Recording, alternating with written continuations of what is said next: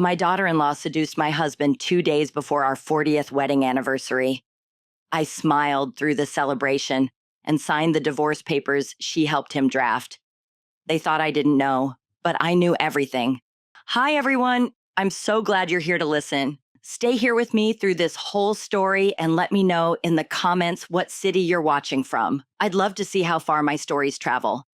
When the lawyer slid that paper across the table, quietly stripping me of the house my grandfather built, I simply asked for a pen. I signed it, and I even thanked them. They both smiled, thinking they'd outwitted the quiet, aging woman who wore too much lavender and baked for church potlucks. But what they didn't know is that I'd been planning my own little surprise, one that would leave them both with nothing but each other and nowhere to go. It was a Wednesday afternoon when Tessa called and asked if we could talk, just the two of us. Her voice had a strange weight to it, like she was trying to keep something from cracking. Tessa is my daughter-in-law, Kayla's older cousin. We've always been friendly in that distant, holiday-only kind of way. So when she said she needed to come over right away, I knew something was wrong. I laid out the good china, the same ivory set I'd been using since Gerald and I got married. I even made those little deviled eggs she complimented once at Easter, thinking maybe this was about a job loss or a family illness. I never expected what she told me. Tessa looked pale when she arrived, eyes red like she'd been crying, though she tried to cover it with makeup. I invited her in, poured us both some sweet tea, and waited. She didn't touch hers. Her hands just trembled on the glass.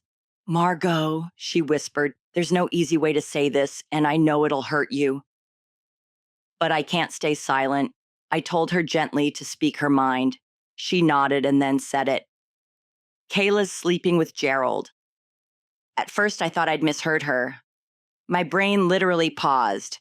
She repeated it, firmer this time. "Your husband and Kayla. I saw them. I saw them together at the Bayberry Inn 2 nights ago." She wiped her eyes. "They weren't even trying to hide it. Holding hands, laughing, acting like lovers." My stomach dropped out from under me. She must have seen it on my face because she added quickly, "I didn't want to believe it either, but I followed them. They spent the night." I didn't cry. I didn't yell. I didn't even ask why. I just looked at her and said, "Thank you for telling me."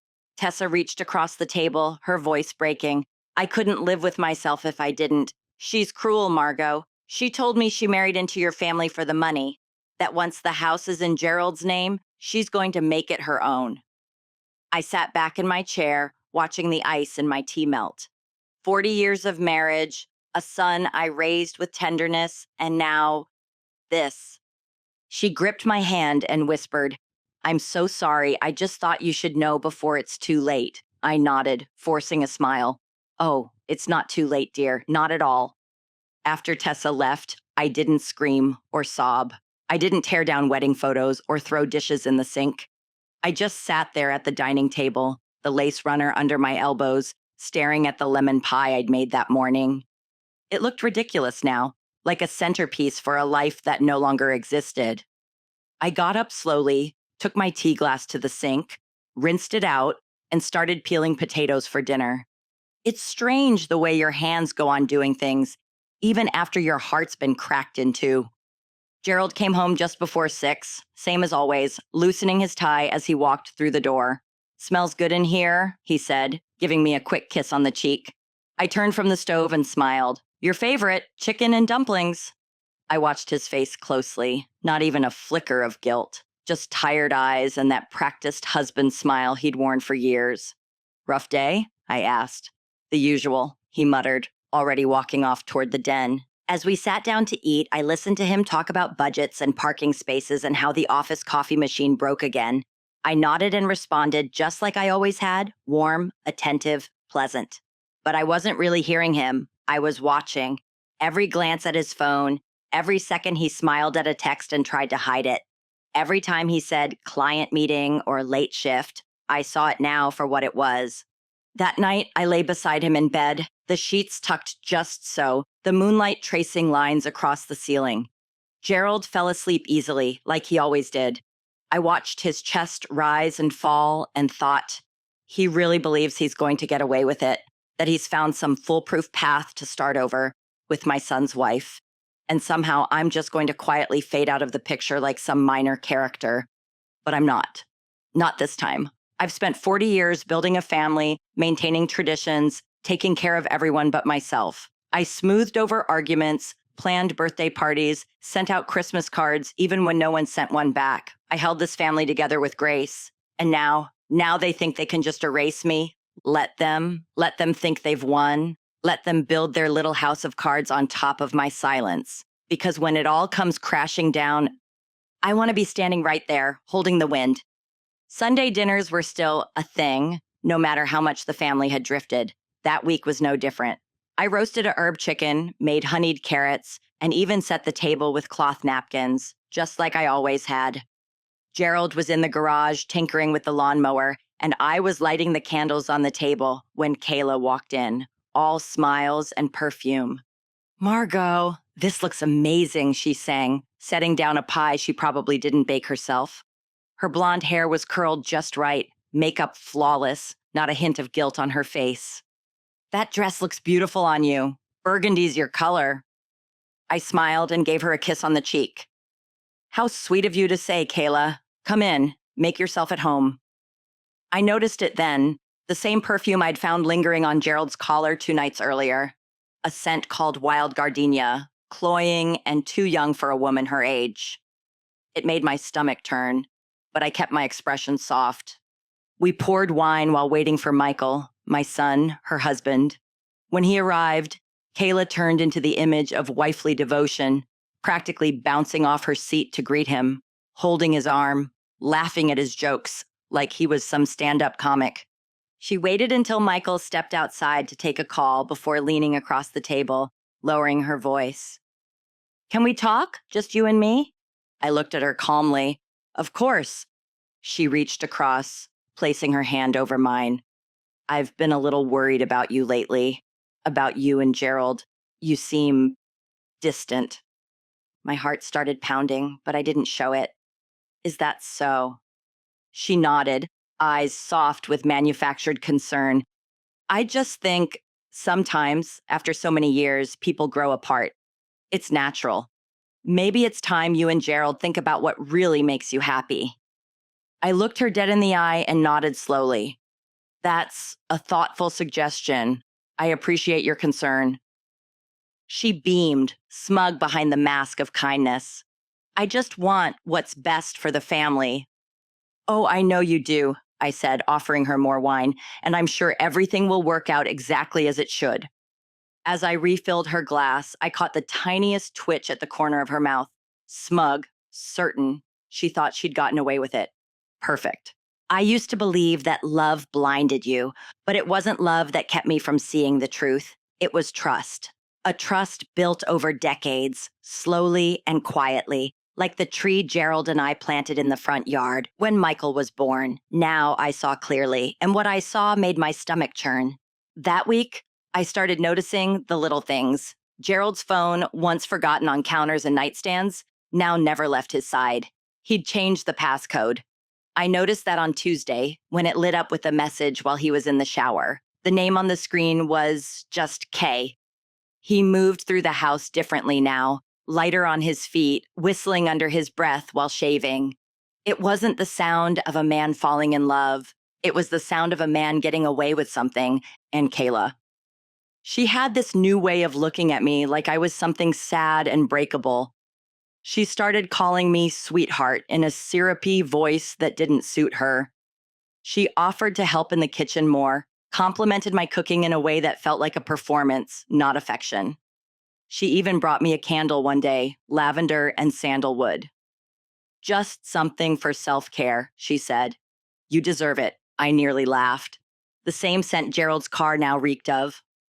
I noticed how her hand lingered on his arm during Sunday dinner, how they both flinched when Michael leaned over to pass the butter, how she watched the clock like someone waiting for a secret meeting. And when Gerald left for an early meeting at 6:15 a.m. on a Saturday, wearing cologne and a pressed shirt, I didn't ask questions. I simply noted it in my little notebook, tucked behind the recipe box. By Thursday, my hands were steady. I started rereading old documents, trust paperwork, the property deed, my grandmother's will. I remembered something my father once said when I was a girl, watching him prune the hedges out front. "You don't fight rot by yelling at the tree," he told me. "You cut it at the root, clean and quiet." So I smiled at Gerald every morning, made his lunch just the way he liked it. I hugged Kayla goodbye after dinner and thanked her for the pie. I folded sheets, watered plants, and gathered quiet proof in silence. They didn't know it yet, but the woman they thought they were discarding, she was just getting started. I made the appointment under a different last name, not the one I'd signed all those years ago when I became Mrs. Gerald Atwood, just my maiden name, Holloway.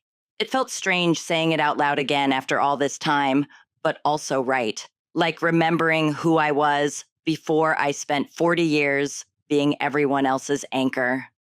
The law office was in a modest brick building on the other side of town, far enough away from Gerald's business circles and the golf buddies who'd gossip over anything with cream in their coffee. I'd done my research carefully and landed on Ms. Adrienne Bell, a sharp, discreet attorney known for handling quiet divorces and complex estate matters. A woman other women whispered about, always with respect. She looked to be in her 40s, with steel gray eyes and a tone like she didn't waste time on pleasantries. "Tell me everything," she said, and I did. I laid out the betrayal, the behavior, the odd late-night meetings and coded text messages. I told her about Kayla, about my son, about how I was supposed to sit still and pretend I didn't see what was happening under my own roof. She listened without blinking. When I finished, she simply asked, "What do you want?" I paused. "I want to keep my home, my family's home. My grandfather built that house in 1923. It was passed to my parents and then to me. Gerald only ever lived there because I let him." Ms. Bell nodded and reached for the file I'd brought, old trust documents my mother had insisted I keep in a fireproof box just in case. She read for a while in silence, lips tightening slightly as she skimmed. "Your grandfather was a clever man," she finally said. "This trust has language I rarely see anymore." She turned the page and tapped a paragraph with a perfectly manicured nail. "This clause states that in the event of a divorce caused by infidelity, the innocent spouse retains full rights to the trust's assets, specifically the house and any income-generating properties tied to it." My heart skipped. "Meaning?" "Meaning," she said, "if you can prove the affair, Gerald forfeits any claim to your family's home. He walked into this marriage with nothing tied to that property. He'll walk out with nothing as well." I let out a breath I hadn't realized I was holding. "And he doesn't know." "Not unless you told him," she said, arching an eyebrow. "I didn't. He's arrogant. He thinks I'm just grateful he's letting me leave with my name." She smiled for the first time. "Let him think that a little longer." When I walked out of that office, I wasn't just a betrayed wife anymore. I was a woman holding the match, waiting for the right moment to strike it. The day we met at the lawyer's office, Gerald wore his best navy blazer and a smile he couldn't quite hide. Kayla came too, claiming she just wanted to support Michael through this difficult time. She even brought him coffee with his initials scribbled on the cup in a heart. The sheer audacity of it nearly made me laugh. I arrived 10 minutes early and waited in the conference room, hands folded, expression soft. When Gerald walked in, he barely looked at me, just muttered a gruff, "Hey," and sat beside his lawyer, a smug man with silver hair and skin that looked stretched too tight. Mr. Owens, I believe, country club type. He didn't greet me. On the opposite side of the room sat Kayla, right next to my son, her hand on his knee like she'd earned the right. Michael looked confused, pale, heartbroken. He still thought this was about two people growing apart. When the settlement folder slid across the table to me, I opened it calmly.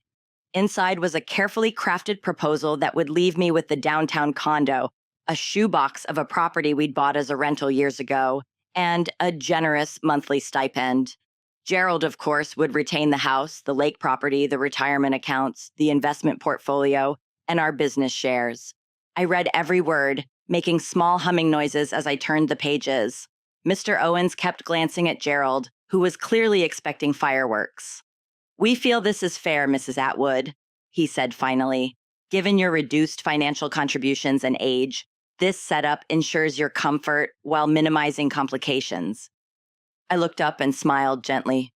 You're absolutely right. No need to drag things out with conflict. Silence. Gerald blinked. Wait, you agree? I nodded.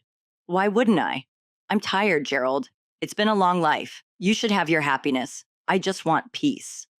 Kayla blinked twice, like a cat thrown off by an unexpected mouse. Even Mr. Owens hesitated. You're welcome to have your own counsel review this.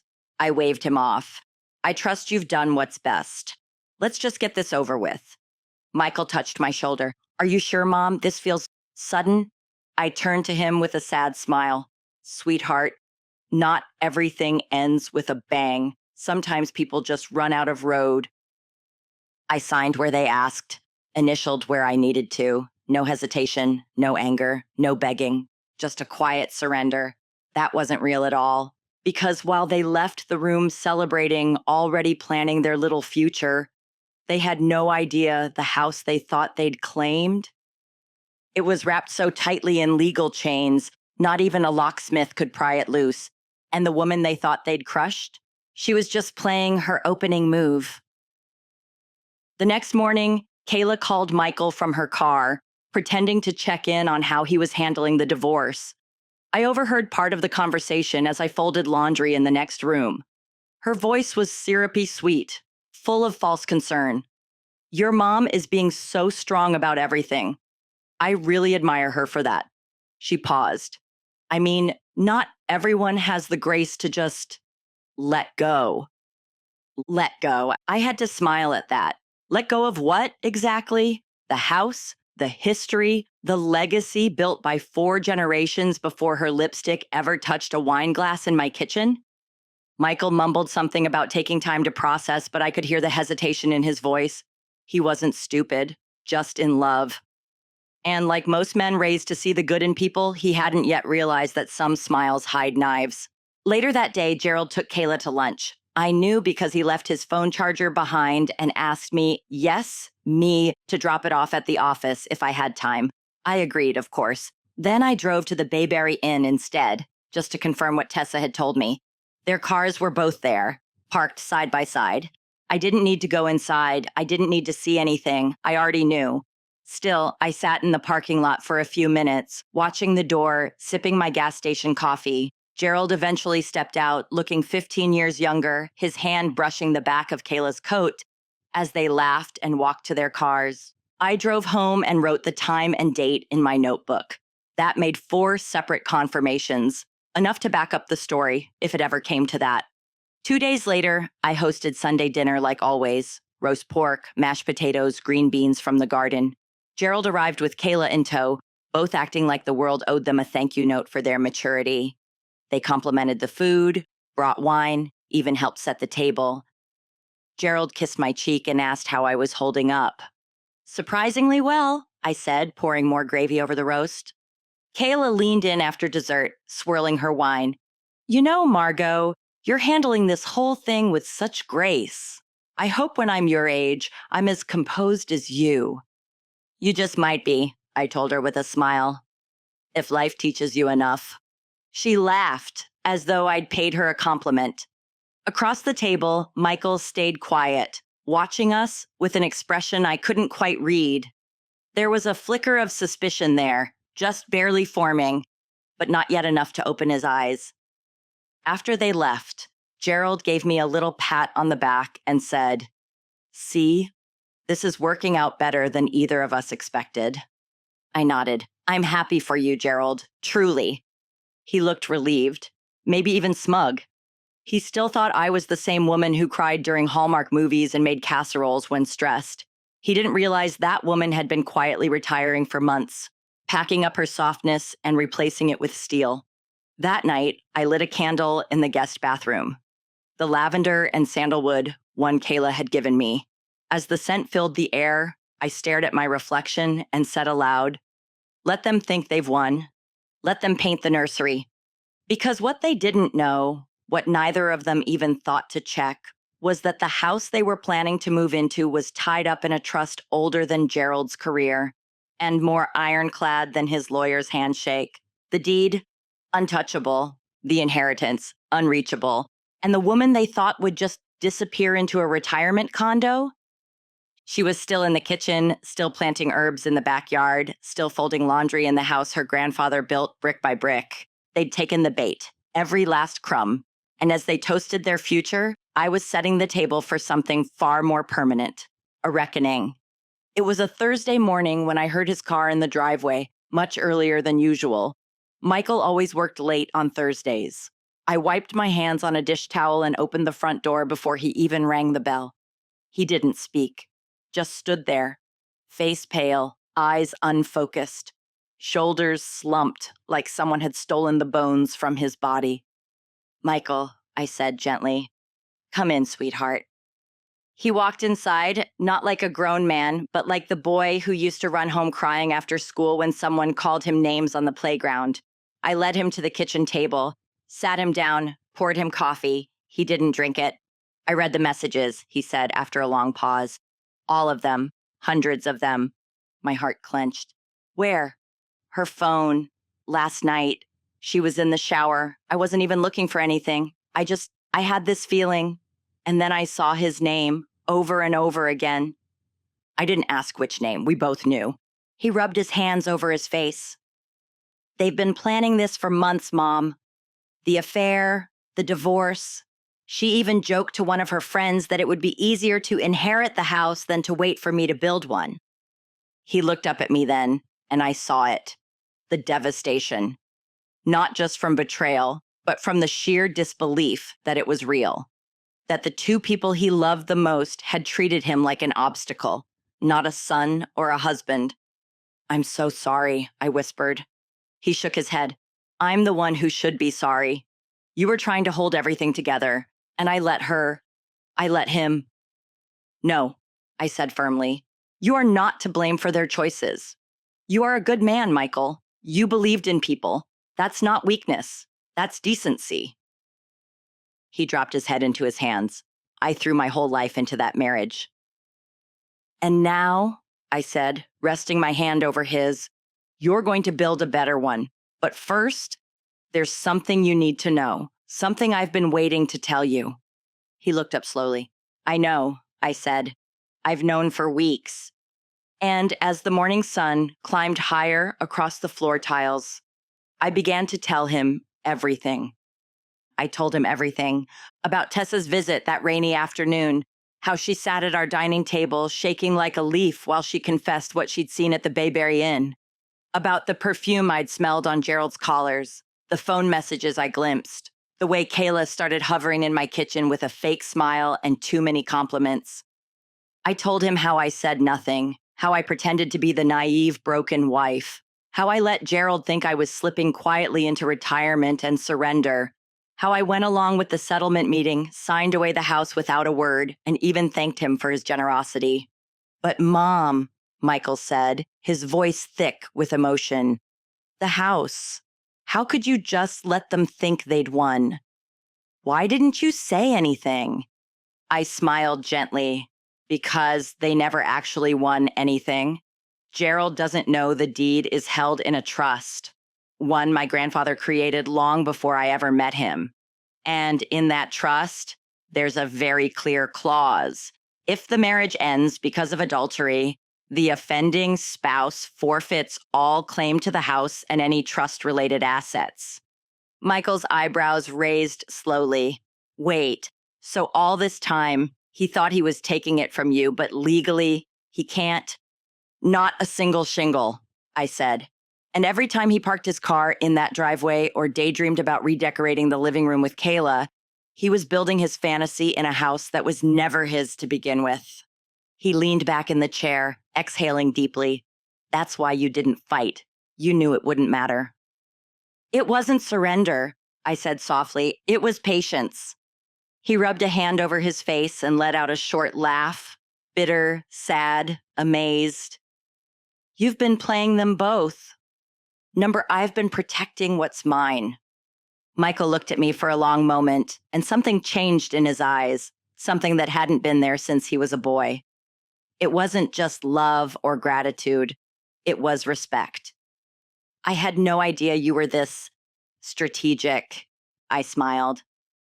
You come from a long line of women who survived by knowing when to speak and when to wait. My grandmother ran this house during the Depression. My mother kept it alive while my father served overseas. I've learned a few things watching them. He shook his head, still stunned.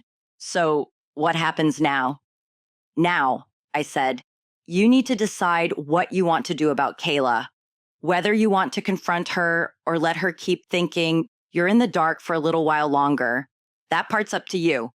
But as for your father, the moment he tries to move into this house with her, he'll get a very unpleasant phone call from my lawyer. And he has no idea. None. Michael laughed quietly, rubbing his eyes. God, Mom, you're incredible. I squeezed his hand. No, sweetheart.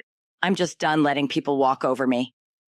We sat there for a while, the clock ticking softly in the background, both of us staring out the window at the rose bushes lining the fence. My grandmother planted those. They've been cut down, overgrown, bloomed again. They've endured storms, frost, and neglect, but they always come back, just like me. The next day, Tessa came by unannounced. She stood on the porch with her hands clasped tightly in front of her, looking like she wasn't sure whether she'd be invited in.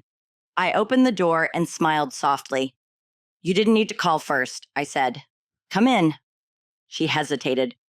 I wasn't sure you'd want to see me, after everything. Nonsense, I replied. You told me the truth when no one else would. That takes courage. I stepped aside and she came in, her shoulders easing just a little. Michael was in the kitchen, pouring coffee. When he saw her, his face changed. Grief, guilt, and something else flickered through it. Maybe confusion, maybe relief. Hi, he said, voice low. Hi, she replied, not quite meeting his eyes. I let them sit at the table while I busied myself with slicing fruit, giving them room, but keeping close. I knew what was coming. There were truths that needed saying, between them and in front of me. I'm sorry, Tessa began, for not telling you sooner. I saw what was happening and I just froze. Kayla was family. I thought I owed her silence. But then I realized that silence was just another way of helping her hurt people who didn't deserve it. Michael nodded slowly. I get it. I really do. It's hard to look back now and wonder how long this has all been a lie. It wasn't always a lie, Tessa said, her voice tight, but it became one. And when it did, she didn't just betray you. She betrayed all of us. Michael looked down at his coffee. She told her friends she was marrying me for the house, that once it was in our name, she'd finally live like she was meant to. Tessa winced. I believe it. That sounds exactly like something she'd say. I stepped forward and placed a bowl of strawberries on the table. Tessa, I said gently, you didn't bring this into our family. You revealed what was already here, and because of you, I had time to prepare. Her eyes filled with tears. I was so afraid you'd hate me, that you'd see me as just another piece of her. You're nothing like her, I said. You told the truth. You stood up when it would have been easier to stay silent. That's not betrayal. That's integrity. Michael nodded. I'm grateful. I don't know what would have happened if you hadn't said anything. I might still be living in that house with her, blind to everything. There was a long silence between them, and in that space, something unspoken passed. An understanding born not from attraction, but from survival. They had both been burned by the same fire, and somehow, standing in the ashes, they had found each other. Would you like to stay for dinner? I asked, wiping my hands on a towel. We're making spaghetti. It won't fix everything, but it'll make the kitchen smell like something warm and human. Tessa glanced at Michael, unsure. Michael smiled just a little. You should stay. It's been a while since we've had someone at the table who actually wants to be there. Tessa nodded. Okay, I'd like that. And as I watched them settle into something that looked like peace, I felt a strange warmth in my chest. Not happiness, Not yet, but hope. The following weeks passed in a kind of slow motion calm, the eye of the storm. Gerald hadn't yet made his move, and Kayla still believed she'd charmed her way into a new life.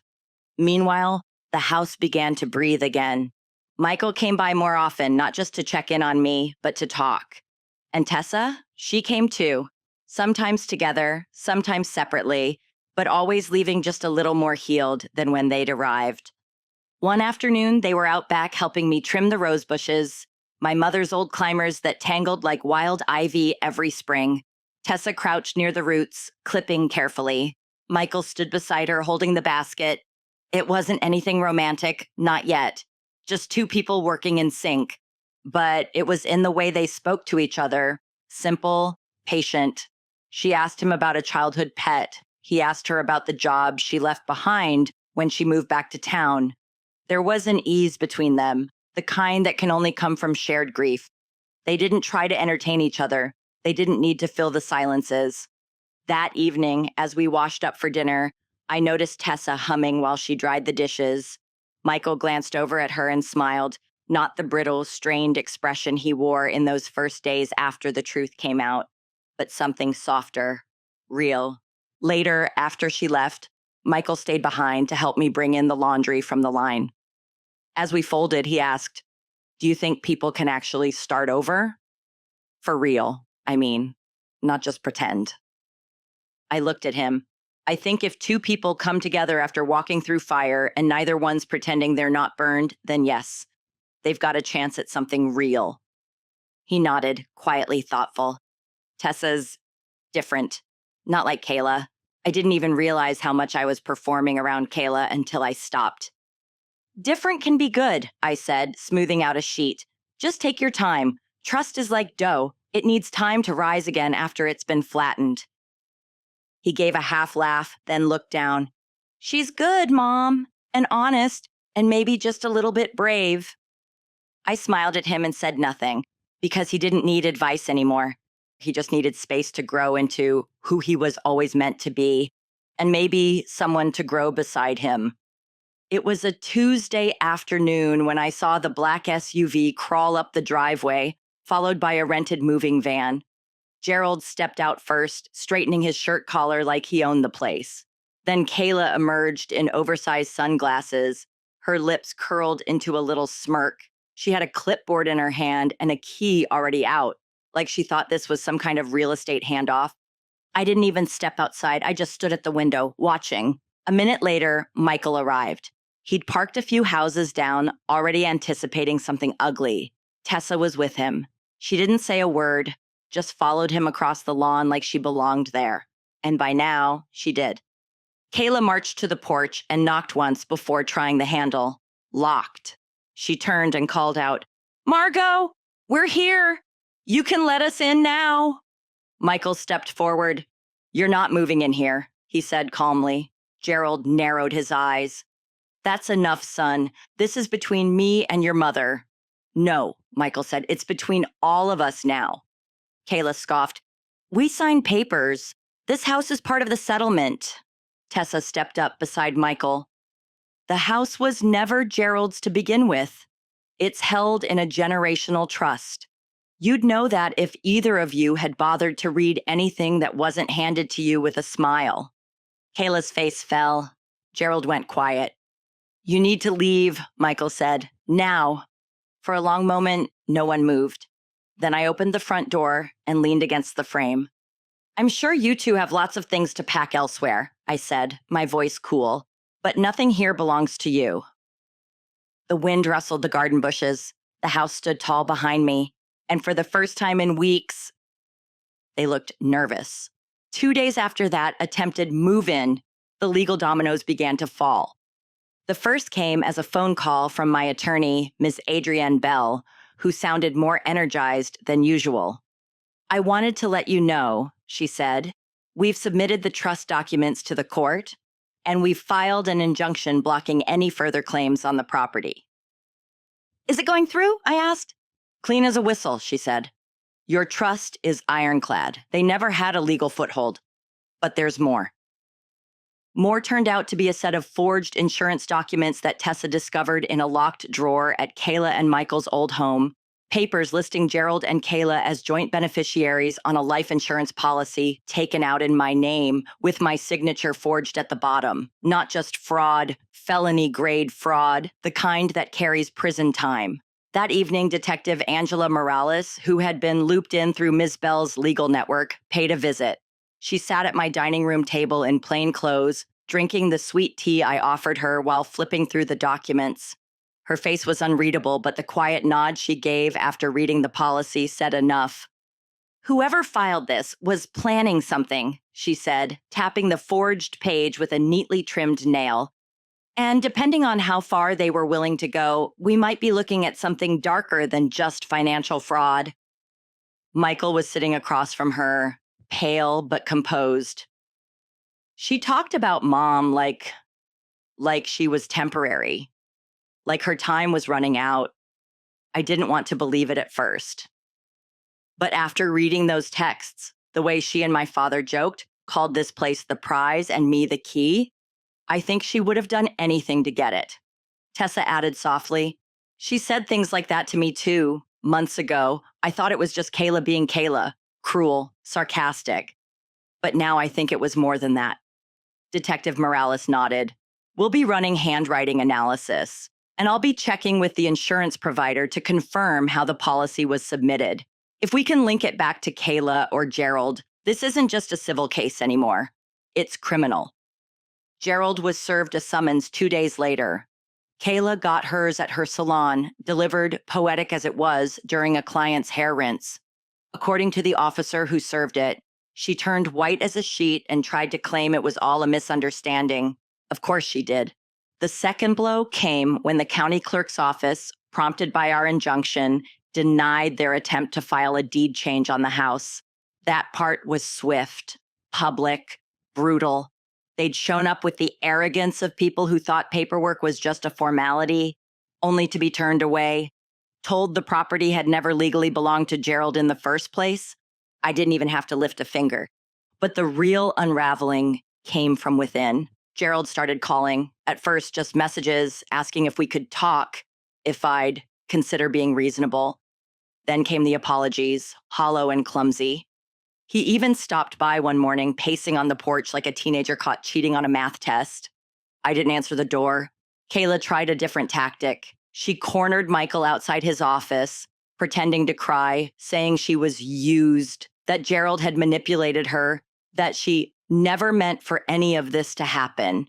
But Michael, bless his tired, battered heart, just looked at her and said, "You did all of this with a smile. Don't rewrite it now that it's collapsing." The charges are pending, the insurance company is cooperating, and Detective Morales has already hinted there may be grounds for further investigation, given Kayla's connection to a suspicious death in her extended family, a topic I hadn't even touched yet.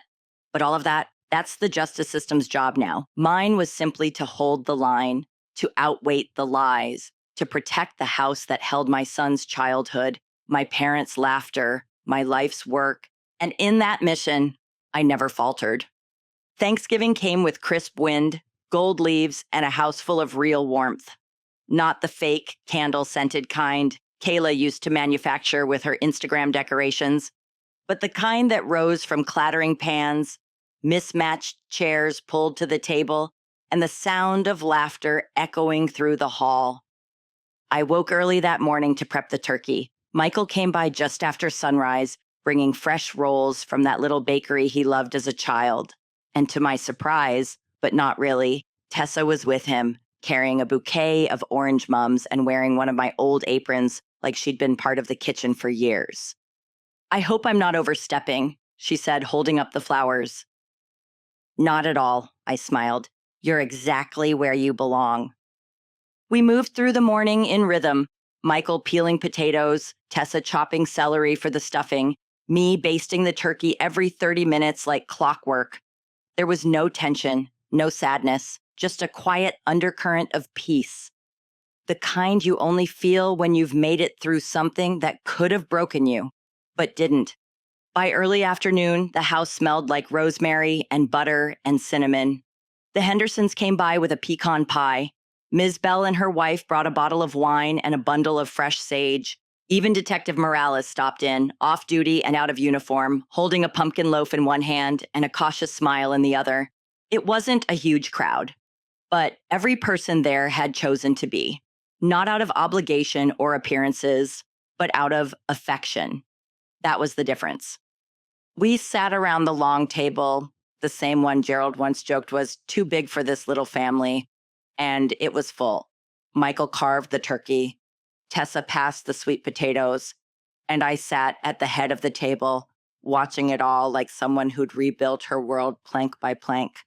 When it came time for toasts, Michael raised his glass and said, "To second chances, and to my mother who taught me that strength doesn't always roar, it just endures." There was a pause, and then Tessa added softly, "To truth, and to the people who speak it, even when it costs them everything." We clinked our glasses. And in that moment, I felt it. Not just closure, but triumph. Not revenge, not cruelty, but the deep, satisfying triumph of survival with your dignity intact. That night, after everyone had gone home and the dishwasher hummed in the background, I made myself a cup of chamomile tea and sat on the back porch, wrapped in a shawl older than Michael. The wind had picked up, rattling the branches of the oak tree Gerald and I planted the year we moved in. It had grown tall, thick, defiant. Much like me, I thought about what this house had seen: birthdays and scraped knees, Christmases and late-night fevers, broken dishes and long silences. I thought about the years when Gerald and I were still young and in love, before time and ego and resentment hollowed out what we had. I thought about Michael's first steps on this porch and the sound of his laughter in the hall. All of that was almost taken from me. And not just the walls or the furniture, but the meaning behind it, the dignity, the lineage. Kayla thought she was so clever that she could marry into something built over generations and take it with a few signatures and a little mascara, that a woman like me wouldn't fight back, that my silence was ignorance, not calculation, but silence has power too. Because while she was busy plotting, I was watching.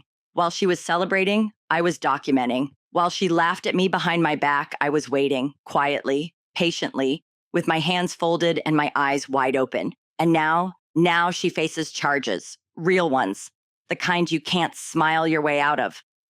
Gerald has moved in with a friend from his old tennis club. From what I hear, he's been quieter lately, more reflective. Whether that leads to remorse or just loneliness, I don't much care. I don't hate him. I'm done with hate. It takes too much energy. I gave 40 years to that man. And while not all of it was good, not all of it was a lie either. We had some beautiful moments. But the thing about beautiful moments is they can't be traded for respect or returned after betrayal. He made his choices. Now he lives with them. As for Michael, he's still grieving, but he's stronger now. He speaks more slowly, listens more closely. He's starting to dream again, in a quiet, cautious way.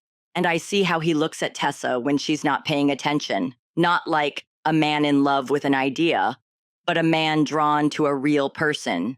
Flawed, brave, kind. And Tessa? She's become something of a daughter to me. The kind who brings soup when you're under the weather and doesn't mind sitting in silence with you while the rain falls. She's not trying to replace what we lost. She's just present. And after everything, that's more than enough.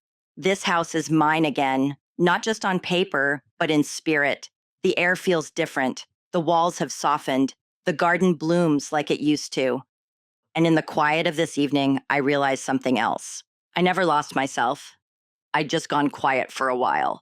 Now, I know exactly who I am. I'm Margot Holloway, keeper of this house, mother to a good man, protector of what mattered, survivor of betrayal, and builder of what comes next. The tea in my cup had gone lukewarm, but I didn't mind.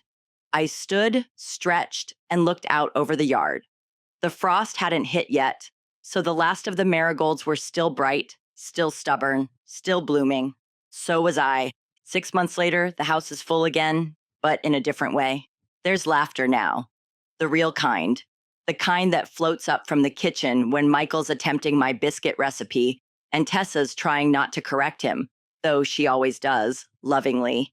The kind that echoes from the porch on Sunday afternoons when neighbors stop by with pie and stay for the gossip.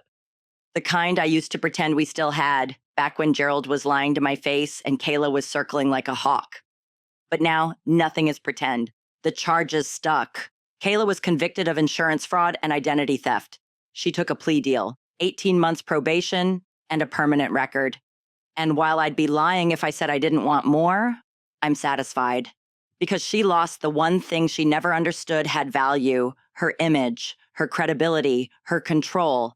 As for Gerald, he wasn't charged, but he was left in the wreckage she created. The country club asked him not to return. The business has taken a hit, and Michael, his own son, has cut contact completely. He sent a letter, though. I found it in the mailbox one morning, tucked between a seed catalog and a coupon flyer. The envelope was heavy, the handwriting too formal. Inside, an apology, a real one, no excuses, just ink on paper from a man who finally understood the cost of what he'd done. I read it once, then again, and then I folded it and placed it in the back of my jewelry box between a lock of Michael's baby hair and my grandmother's silver locket. Forgiveness isn't always loud. Sometimes it's just the quiet decision to let someone live with their own consequences while you move forward with grace. Speaking of forward, Michael and Tessa have decided to marry. Nothing extravagant, just a spring ceremony in the garden, under the oak tree Gerald and I planted together. Some might call it poetic, but I don't dwell on irony anymore. I dwell on roots, on soil that nourishes what's real. Tessa asked if I'd walk her down the aisle. I told her I'd be honored. The house is already preparing. Walls getting painted, curtains refreshed, old furniture being polished for the gathering. Not because it's a performance, but because this home has survived and it deserves to be dressed in celebration. We all do. Last week, I visited the downtown condo, the one Gerald's lawyer thought would be my consolation prize. I've decided to turn it into something new. A refuge, a quiet space for women rebuilding after betrayal.